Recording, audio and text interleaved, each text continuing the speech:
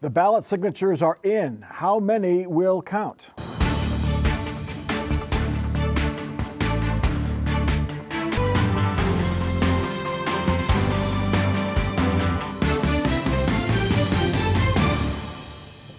Welcome to Columbus on the Record. This week marked the deadline for the submission of signatures to qualify questions for the November ballot. Election officials around the state have a lot of signatures to examine, nearly 1 million of them. First to the biggest pile, supporters of abortion rights submitted 42 bankers boxes filled with 710,000 signatures to get their amendment on the ballot. That's more than the 413,000 valid signatures they need. Those 42 boxes are filled with hope and love and dreams of freedom, of bodily autonomy, of health, of being able to say, we decide what happens to us. Not some politician, not some judge, not someone who doesn't know me, who doesn't know my kid, who doesn't know my best friend, but me. Abortion rights opponents called the number of signatures collected underwhelming. They argue the amendment is extreme and will allow minors to get abortions or gender-affirming care without parental consent. Julie Carr-Smythe, the rule of thumb is you want to try to get double what you need. They fell short of that. How confident are the abortion rights supporters that they will make the ballot? Well, I think that they anticipate a lot of that they will have a high accuracy rate in these, and they did work very hard at that piece of it. But yeah, I mean, it could have been, I think that they would have loved it if this was double or even triple, you know, to kind of be a showing of support. So I think that I'd say they're fairly hopeful, though. Bob, has signature collecting changed over the years? Because always you need double, but now you can check during the course of the collection period. Has the tactics changed because it is so expensive to run this campaign, run those signature collection campaigns? It depends on who is running the organization. Back in 2015, I was working with the marijuana people. We needed, at that time, 305,000. We submitted 695,000, well over double, and we didn't have enough. We had to go back out in that 10-day cure period to get additional signatures. So it just depends, and ours was 100% paid. Now, I think they did a mix, if I'm not mistaken, of paid and volunteer for this issue. The volunteer side is iffy depending on, you know, the individual, but even the paid side, as we saw in 2015, they were going for signatures because they were getting paid per signature. So that sometimes skews the number of bad signatures. I think this time around on the volunteer side, they did a very good job in training people so that these weren't just volunteers off the street or whatever, or well-meaning people or whatever, but these were volunteers who were trained. So I would expect that the percentage of valid signatures from the volunteers will be higher than it normally is. Just the Ohio Democratic Party submitted, I believe, 100,000 of these signatures. So you have to guess the accuracy rate might be high, but you never know, I guess. Yeah, I think we'll know for sure by July 25th, I believe, is when the Ohio Secretary of State needs to give the final up or down vote. Of course, right now, the county boards of elections are going to be looking at these for things like, is this person registered to vote? Does this signature match? Are they registered in this particular address? And really, it's been all over the map. You mentioned the marijuana measure was almost like a low point as far as signature accuracy in recent years, but there were some groups that got closer to over 60 or 70% accuracy rate of the signatures that they submitted. So it's just so hard to tell even from history. We're starting to see the language, if it makes the ballot in November, the language of this campaign start to develop. Neither side wants to use the word abortion. The abortion rights folks say it's reproductive rights, it's women's health care. The anti-abortion rights folks say it's parental rights, it's an extreme measure. Why don't they want to use the word abortion? Well, I think that the abortion question in the state is, I think more than half of people in the state are supportive of access to abortion. But when you get into the nitty-gritty of it, you know, and opponents start to begin speaking about late-term abortion or using a lot of discussion about, pain and processes, then, maybe you start to lose people. So to keep it very broadly about reproductive on the pro side, and then on the other side, they don't really want to link it to that because they know more than half of Ohioans would support abortion access. Is that the thinking, Bob? You have to sort of peel off on the edges where, okay, you're going to lose your parental rights if your daughter wants to have an abortion, or if your daughter wants to have gender affirming care. Is that the only way that the no side can win if it gets to November? Well, yeah. I mean, with any of these issues, when you get into the nitty gritty of them, is when you get into the problems. That's why neither side really wants to talk about what it is. But from my perspective, pro-life, it's two main things. You can get abortions up till birth under that amendment, and if you have a daughter that's under 18, you are not notified or given consent on those abortions. But right now, you can get abortions up to birth the way you read the law now. Well, because it's always for a health of the mother, health of the infant exception. Right now, this is the Roe standard. We have a heartbeat bill now. But right now, that's not in effect. The 20-week law says you can have a late-term abortion, but they don't happen. Yeah. They don't happen except when the mother's life is in danger or the fetal is no longer viable. The fetus is no longer viable. Okay, but I mean, it's allowed. If you want to, and you can prove mental health. See, this is the code that's in these amendments. If you say mental health of the mother, which it does say, that can be for many different reasons, depression, whatever. So it does allow it. Now, you're saying it doesn't occur now. It doesn't mean it's not going to occur in the future. I think, the opponents have been really talking about this loophole allowing late-term abortions. And that really, I think, is a false, conceivably it might happen in a rare case, but the amendment's very clear that abortions up to fetal viability, and only after that, if indeed a doctor certifies that abortion is necessary for the health and life of the mother. And so that's not an open-ended loophole. And one would expect here that that in fact, if somebody's going to have an abortion, they would choose to have it sooner. And if something happens in the late term, there is actually an exception that would allow for that situation to be covered. But that's not going to be huge numbers of people. So it's a very misleading kind of argument. Of course, to get the abortion amendment passed, the supporters of abortion rights are closely watching the August 8th election, which voters will decide issue 1.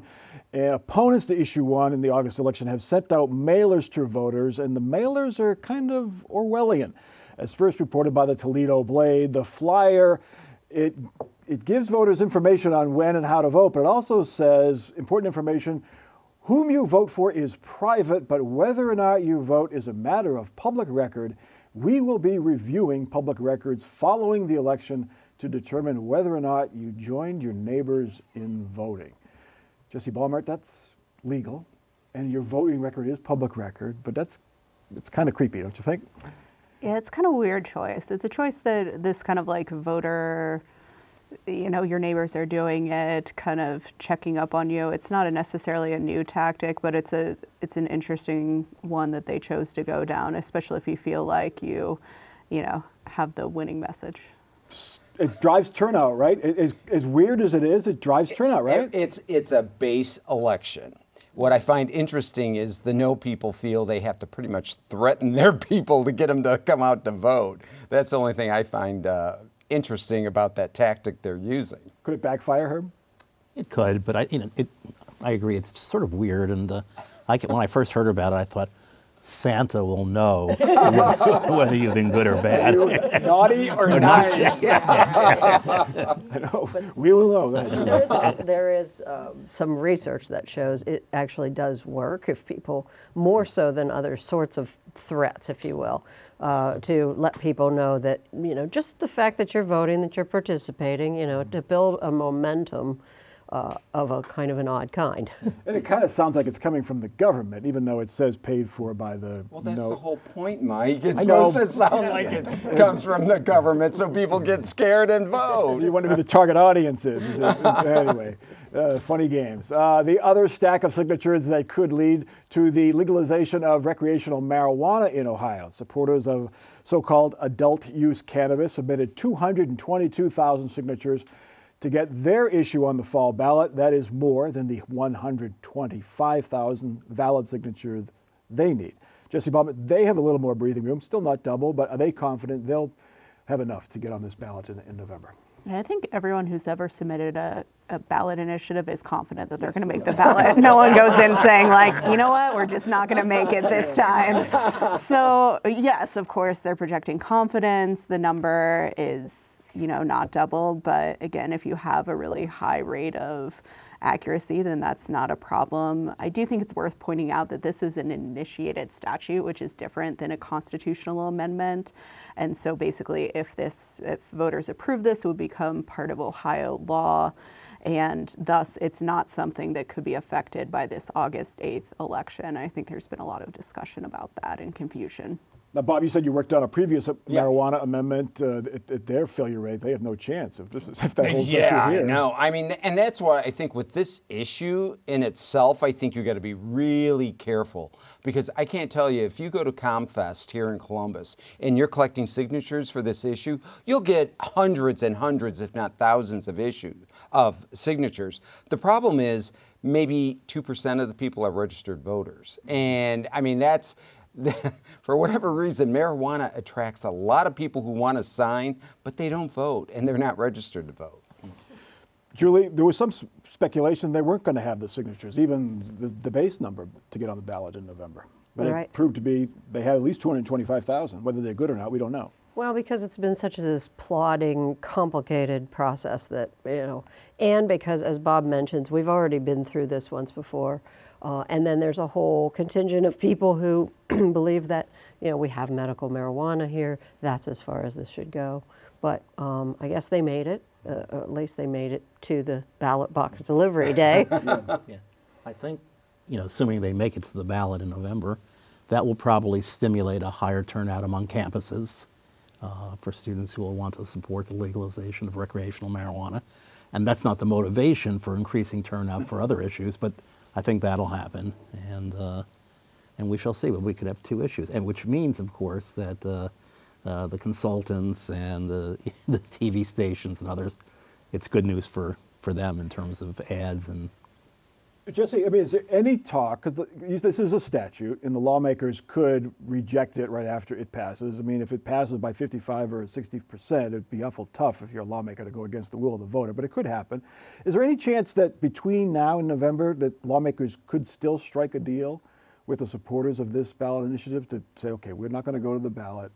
We'll pass a law, give the state a little more control. We'll write the rules, but there's no threat that we're going to reject the law after the voters have their say. I don't think so. I mean, I think Senate President Matt Huffman and Governor Mike DeWine have made pretty clear that they are opposed to legalization of marijuana on this broad scale, going past medical marijuana. And so I just don't think there's any palate for that. Several states, Julie, conservative states, Arkansas, both Dakotas, Oklahoma recently within the past year, have rejected legal marijuana legal marijuana votes. Ohio is not perhaps as quite as conservative as those states, but still pretty red. Right. And, it shows that the negotiations on this fell short over the 4 months that the legislature could have acted on it. And, that would be the time when you would see that the Republican supermajorities believed that it was politically expedient for them to do something like that. So they'll certainly be against it, and that will affect the campaign. Will voters in Ohio, Bob, be more like voters in Oklahoma, or more like voters and supporters of legal marijuana in, say, Kentucky or Missouri or Michigan? When we did it in 2015, we lost handily, but part of that was the way it was structured with a few growers and all of that. I think it's getting more and more popular, but I don't know if we're quite there yet in Ohio. But I think we're real close. One of the issues is that, we now have this bordering states argument that we had with casinos and gambling that caused it to, because it's like, well, we've got it all around us. People are having to cross borders to get it. Why not have it here? the proponents say that if they win, the legislature would not dare pass a law to repeal it. And I think they're absolutely wrong. I think this is a legislature will say, so what? The people voted for it. We don't like it. We've got the votes, and we, in fact, will repeal it. What if they win by 60-40 or 55-45? I think it'll be immaterial. I think they'll simply say, we know better, which is, of course, one reason why a lot of people then go the constitutional amendment process, because that has greater guarantee it will last. And in fact, some people have said we should change the initiative statute to guarantee that it'll be in place for 4, 5, 6 years before the legislature can actually undermine the will of the people. Just so you talk to lawmakers, is this on the table? Do they have a plan B if this does pass in November? The ones who are opposed to legalization? Yeah, I don't think they're quite to that point of formulating a plan B, but I think this has to make the ballot and then the people have to make their case first. So we'll see if we get to that point. All right. Ohio can legally raise and spend money for the next 2 years. The arduous months-long budget process came to an end this week when Governor DeWine signed the state budget into law. As he has the right to do, DeWine issued 44 line-item vetoes. He rejected the budget's prohibition on cities' efforts to ban flavored tobacco products. He rejected an effort to ban colleges from mandating vaccines. He kept tax cuts in place, but he vetoed some technical aspects of changes to the state income tax and business tax system. And he vetoed a 2-week sales tax holiday in August. So we only have 1 week. Bob Clegg, I think. We're going to have a month. Whatever happened to the month? Anyway, to the bigger issue, the line item vetoes. Yeah. Any theme to his vetoes, or are they just things that he has a passion for? Well, I think the cigarette prohibition thing is something he just strongly believes in. He just thinks that, I'm not going to argue with him that, cigarette smoking is bad, vaping, all that other stuff, and anything we can do to discourage it, we should. So I think that was really just something that he, believes in. Now, the tax holiday is interesting because he didn't veto it in the sense of we're not going to do that, but he wanted to give the control of the length and everything to his Department of Taxation. So I think that was more I think, the executive branch should be more in charge of that. So I think there's various reasoning behind these 44 vetoes. The tax cuts, $3.1 billion in tax cuts, not a large portion of a $90 billion 2-year state budget, but so will the state see the drop in revenue, and will voters see the boost in their paychecks, I guess, is the big questions. We'll see. I mean, this has been part of a years-long quest from the Republican-controlled General Assembly to potentially even eliminate the income tax one day. And so it seems like every budget we drop a tax bracket or, raise the lowest threshold that someone would pay the income tax. And so, there's only so many places to get taxes from in Ohio, and income is one of them. And, how much should we be relying on it? We're going to debate that for the next 2 to 4 years, I'm sure. The commercial activities tax, the main tax for businesses in Ohio, 90% of businesses won't pay that in the next couple of years. By the end of the next couple of years, how will the state be taxing businesses at all? I'm perplexed a little bit by it. I was around when that cat tax was invented or whatever by Bob Taft, and they had a creative idea for what they thought was a fairness by doing it that way, because so many businesses cross state boundaries that it was well, what is, how much business are you actually doing here? Yeah. And now, a lot of this is moving online and other kind of ways that, and by net volume or whatever of their sales. There are other ways to do it, but it's maybe they think it's antiquated. I don't know.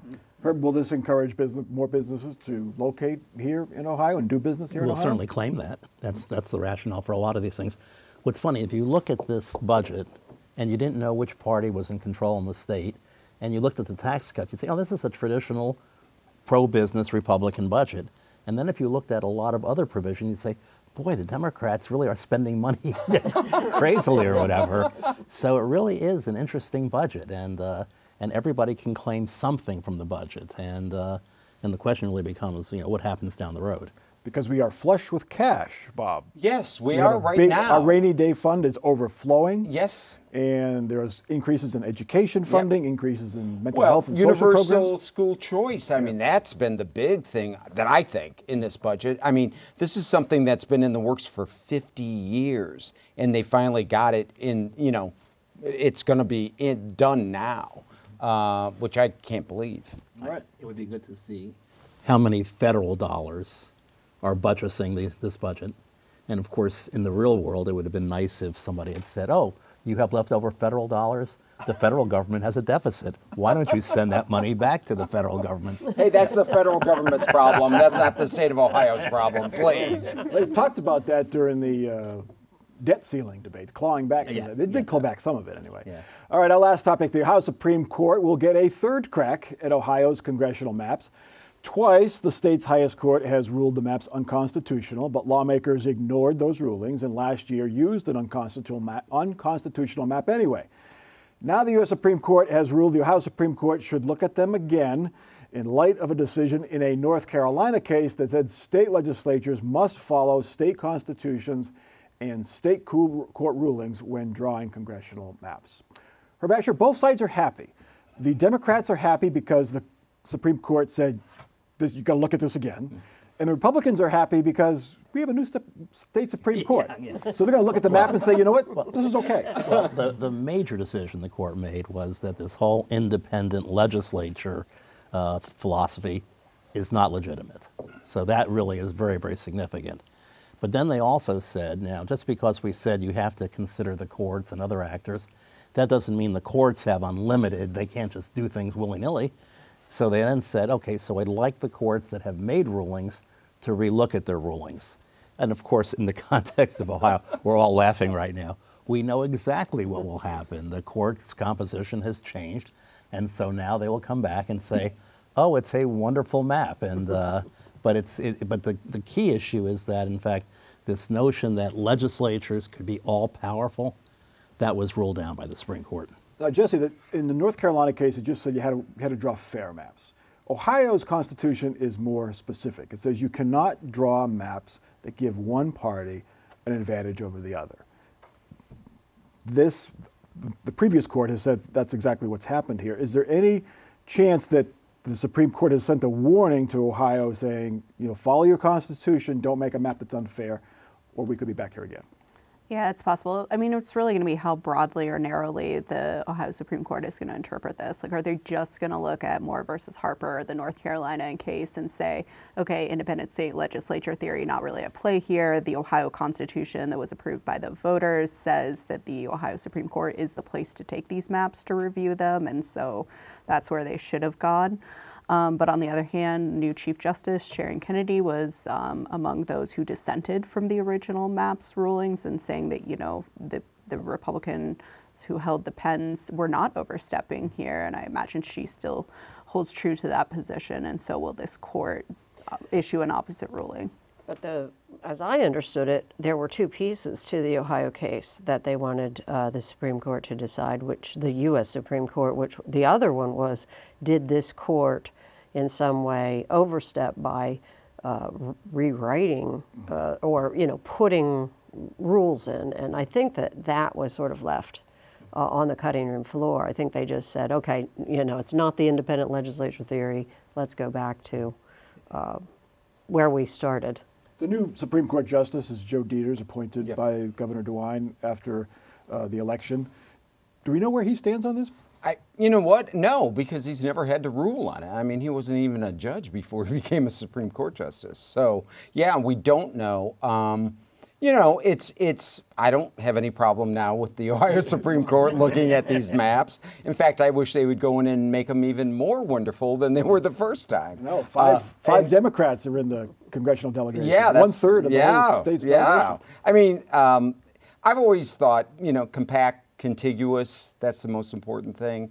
Unfortunately for Democrats, they're all concentrated in certain urban areas. So when you're drawing maps, there are not a lot of districts. All right, let's get to our final off-the-record parting shots. And Bob Clegg, you're up first. On Twitter this week, there was a photo posted by Ohio Secretary of State Frank LaRose showing a blank Federal Elections Commission form that was dated July 15th, 2023. I think he's trying to send a message. He's going to run for president?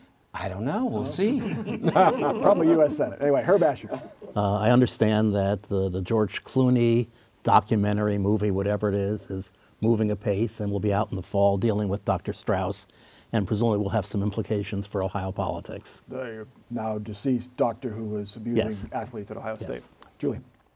I just will take this little moment to remind people they need to register to vote by Monday for the August special election, which is not the same as the November election, and that voting starts on Tuesday. Yep. Early voting will be key on that one. Jesse. One thing that ended up on the cutting room floor of the Ohio budget was a requirement that state employees be in the office 4 days a week. And so, you can continue working from home. Two things. I want to thank Jesse and Anna Staver, her colleague. They did a great homage to the late Jim Siegel and did his style of how the budget affects you column or article in the Dispatch. If you haven't seen it, check it out. It's on our Facebook page. Longtime viewers of this show will know that I used to say I shan't Twitter. I did tweet for a while, then I went back to shan't Twitter, and now there's a new social media platform apparently, Mark Zuckerberg's Thread. I shan't thread, at least for now. That is Columbus on the Record for this week. Continue the conversation on Facebook, where you can see that great article by Jesse and Anna Staver. And you can watch us anytime on your time, wosu.org/COTR, or on the PBS video app. For our crew and for our panel, I'm Mike Thompson. Have a good week.